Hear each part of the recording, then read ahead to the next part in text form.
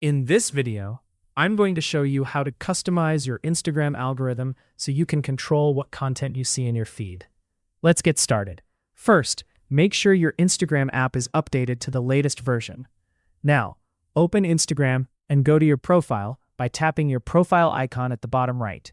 Next, tap the menu icon in the top right corner, then scroll down and select Content Preferences. Here, tap on your algorithm. Now you'll see a summary of what Instagram thinks you're interested in based on your activity.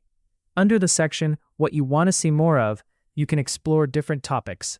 If you like a topic, keep it there. If not, you can move it to the See Less category. You can also completely remove any interest if you don't want to see that type of content at all. To add your own topics, tap on Add, type in what you're interested in, and then tap the arrow to include it. Repeat this to customize your feed exactly the way you want. Once you're done, go back and refresh your feed and you should start seeing more relevant content. And that's it. That's how you customize your Instagram algorithm. If you found this video helpful, don't forget to like, share, and subscribe for more helpful tech tutorials.